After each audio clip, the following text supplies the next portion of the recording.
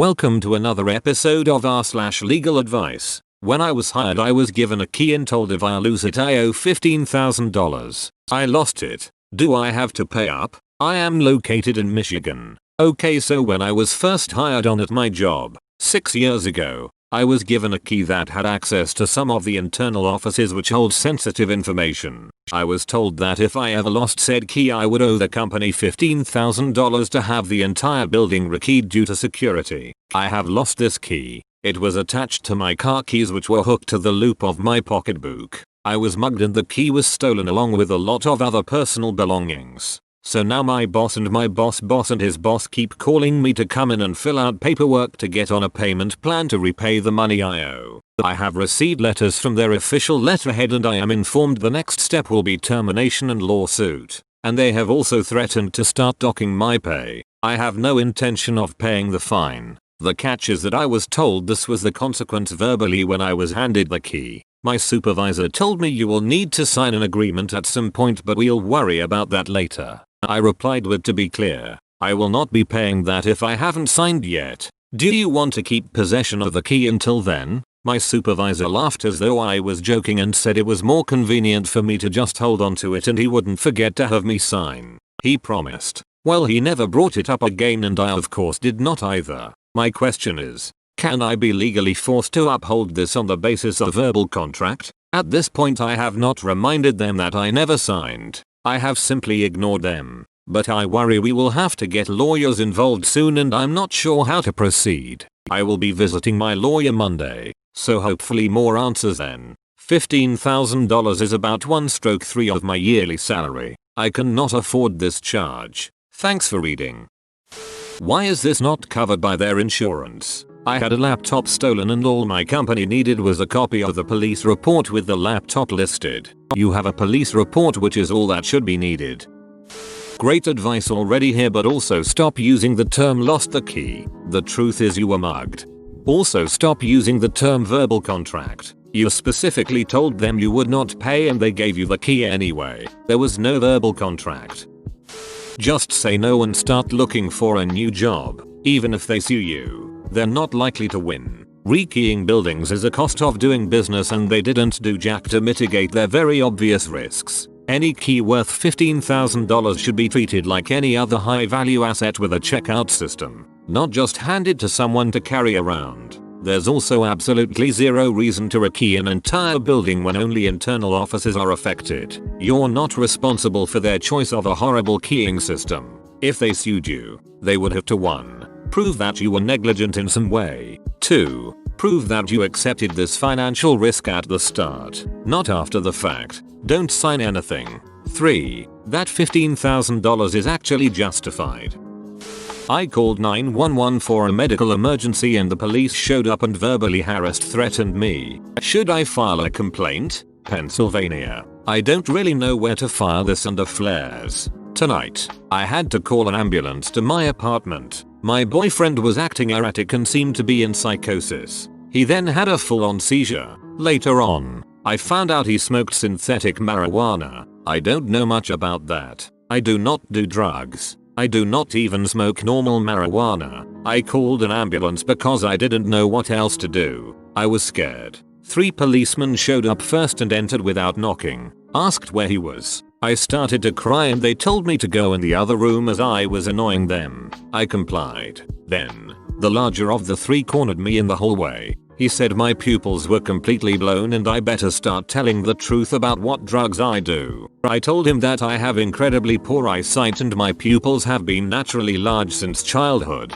This is true. He told me, stop ducking lying to me now or you're getting arrested for drug possession. Again, I denied any drug use and told him he could literally drug test me through blood and urine at that exact moment. I am clean. He left me in the hallway and another man came out. Rinse and repeat. Then the third did the same thing. They kept telling me to look at lights and laughing and saying I was the biggest liar they had ever met. At this point I'm amped up and scared. I am a 23-year-old woman. I am in nursing school. I do not do drugs. At this point, they have the M's they're coming or and checking my pupils and laughing. They were telling my boyfriend that he better rat on both of us or we were both going to jail. They ripped apart my whole entire room and starting laying into me for having Cipro prescribed, an antibiotic. The largest policeman then told me he was going to speak to my landlord and have me evicted. I reiterated that I am completely clean and could pass not only a field sobriety test but a drug test of any kind. He retorted with I highly doubt that as he continued to tear apart my home. Eventually, they got my boyfriend into the ambulance and all three of the cops left laughing. The largest turned around and said, "Congratulations on ruining your life. Don't call an ambulance when you are on drugs. I'll see you around." Not only am I shaken, but I feel threatened and ashamed. The man I was with should not have been on anything, but I called an ambulance because I was scared he might die. I didn't call them to be harassed. Did they even do anything really wrong that I can report this? We live in a small town in Nipah. I know that they heard a possible drug incident over the scanner and had three of them show up because they thought they'd find a good amount of drugs, an incident of interest. They found absolutely nothing. No one got arrested or charged. They also refused to give me any badge numbers and told me if I kept inquiring I'd be in more trouble. Update: I tried to file a police report and the chief basically said save yourself the trouble and do not. I started a GoFundMe to move. GFMU/WMVMQZ. Write everything down before you forget. Even what the policeman looked like. Any details. Time of the 911 call. When they arrived. Also having a written trace will help if you have to repeat multiple times. And then file a complaint. We live in a small town in Nipah. I know that they heard a possible drug incident over the scanner and had three of them show up because they thought they'd find a good amount of drugs, an incident of interest. Just to clarify, they came as SOP not because they had any strong interest in being there. Because of the inherent danger of ODs, police will come and clear the scene before EMS show up for their safety. A 15-year-old girl made false allegations to CPS about my 8-year-old son because she doesn't like my 15-year-old daughter. My daughter was close friends with a girl for a few years and they had a falling out over ridiculous things. I don't want to go into too many details because the reasons are very specific and the family would immediately know I was talking about them. The girl's mother is crazy and she likes to threaten people with legal action and throw her job title around. She does not work in law or any real position of power. She just has delusions of grandeur. The mother also believes her daughter is perfect and everyone is jealous and bullying her daughter because of their jealousy. I will refer to the mother as Lori and the daughter as Katie so the rest of this is less confusing. Lori has been to the school multiple times and accused my daughter and other students of bullying Katie. The assistant principal has pulled my daughter out of class to discuss Katie. I'm not sure if Lori had anything to do with the CPS report, but I cannot contact her directly. Lori refused to communicate with me when the girls first stopped being friends. I tried to contact her several times and she does not answer my calls and has been outwardly hostile to my daughter on more than one occasion. Katie is a bully who says hurtful and dark-natured stuff to try and appear edgy to her friends. My daughter has told me some pretty horrific stuff that Katie said and I advised my daughter to stay cautious throughout their friendship. When the friendship fell apart, Katie began to say pretty cruel things about my daughter, my son, and our home. My daughter would tell me about the worst of it. One of the things Katie said about my 8-year-old son was disgusting and completely out of line, so my husband and I remembered it pretty vividly. My daughter told us about the comment about 3 or 4 months ago. A few days ago, CPS knocked on our door while I was at work and told my husband that someone made a report to them about my son and the complaint was exactly what Katie was saying about him at school a few months ago. There is no one else who could have made this complaint. It was very specific and had no affiliation with anything based in reality. My husband said the CPS employee was very nice and they seemed like they knew that the report was ridiculous. I wasn't there so I don't know what the tone of the conversation was like.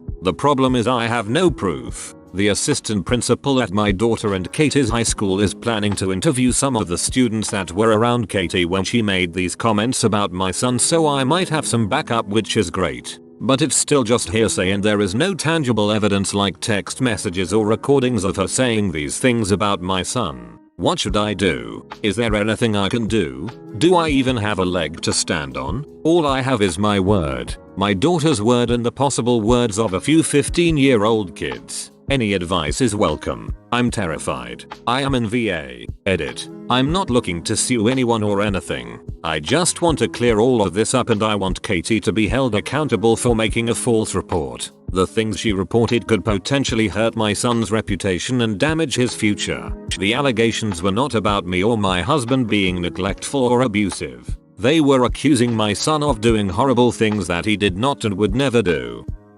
No need to be terrified. It's CPS' job to conduct an investigation even though it is based on an anonymous report. You don't need to prove anything to the CPS worker other than that your children live in a safe home with food on the table. As long as you cooperate and show CPS that your children are safe at home, the investigation will be wrapped up quickly as CPS has much more dire cases that they need to work on.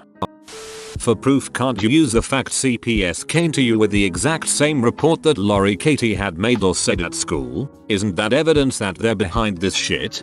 Child welfare clinician here. As far as the investigation goes, calmly and politely tell the investigator that you believe the Jones family is harassing you, as the allegations seem identical to fabricated statements they made to someone else. Don't get into any of the drama or your perceptions of them. Just short, factual, emotionally neutral statements that this is a family you had a falling out with, and unfortunately they seem to be making statements about your family. The investigator can't say who made the report, but they will note that you stated you suspected it was the Jones family or someone associated with them. Wait until the investigation is over and you've received a letter that it wasn't supported. Then call the ombudsman or similar. Thank them for their careful and ethical work with your family, and ask if they have a way for you to recommend that this be pursued as someone making a false report. They may tell you they can't say anything to you, but will address it if it was in fact a false report. You can also try your Attorney General's office and see if you can find out how your state handles prosecution of false reports. You may have to file a civil suit, and you may find yourself at a dead end even there if you can't compel CPS to acknowledge who the reporter was. NCCPR has a lot of good information about how easy it is to abuse this system and research about how giving CPS such a wide berth actually doesn't improve child safety in any way. They have a lot of legal information that can be helpful for families dealing with false reports. Whoa, you made it to the end? You're a ducking beast. I'll cut you a deal. Smash like and subscribe for more curated content. It's free and that's a great price.